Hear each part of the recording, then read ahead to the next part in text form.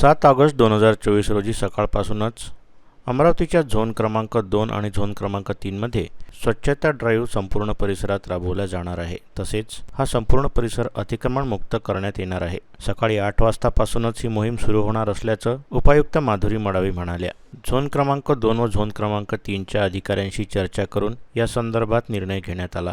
सदर परिसरात कुणाचे बांधकाम साहित्य हे मनपा हद्दीत पडलेले असेल त्यांच्यावर कारवाई करण्यात येईल. त्याचबरोबर रस्त्यावर अनधिकृत पार्किंग, होर्डिंग्स, दुकानाचे बोर्ड, पाळीव जनावरे इत्यादी असल्यास ते त्वरित काढून घ्यावे. कारवाई दरम्यान अशा गोष्टी आढळून आल्यास तत्काळ कारवाई करून दंड ठोठावण्यात येईल, असेही उपायुक्त मडावी म्हणाल्या.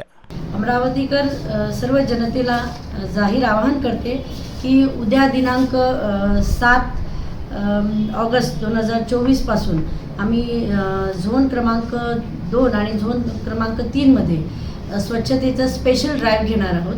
या स्पेशल ड्राईव्हमध्ये रस्त्यावरील जे कोणतेही लोकांनी बांधकाम मटेरियल टाकलं असेल तर ते त्यांनी उचलून घ्यावे आणि आम्ही ते उचलून घेऊन त्यांच्यावर दंडात्मक कारवाई करू.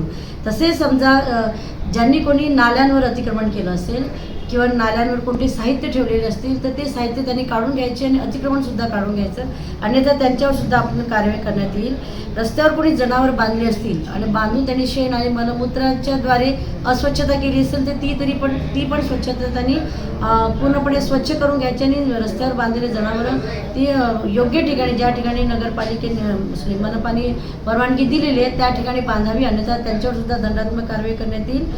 आणि दुकानदार आणि हॉकर्स आहेत त्यांनी जे काही साहित्य ते विकतात त्याच्यासाठी त्यांनी आपल्या दुकानामध्ये 2 वेगवेगळ्या कुंड्या ठेवायच्या किंवा पिशव्या ठेवायच्या आणि त्याच्यामध्ये कचरा जमा करायचा आणि त्यांनी जर तसा कचरा जमा केला नाही आणि घंटागाड्यांमध्ये जर टाकले नाही आणि आजूबाजूला कुठेही बाहेर टाकलेले दिसेल तर त्यांच्यावर सुद्धा दंडात्मक कारवाई करण्यात येईल.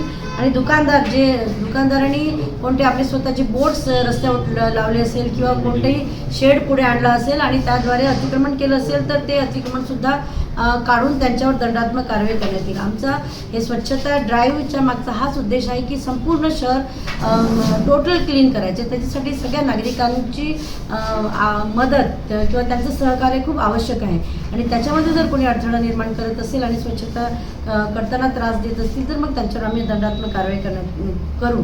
पण तो आमची ही कुठल्या प्रकारची अशी इच्छा नाही की कोणावरही दंडात्मक कारवाई करायची. सर्वांनी आम्हाला सहकार्य करावं आणि आपले शहर सुंदर करावं, सुंदर करण्यास मदत करावी एवढी सगळ्यांकडून अपेक्षा. थँक्यू.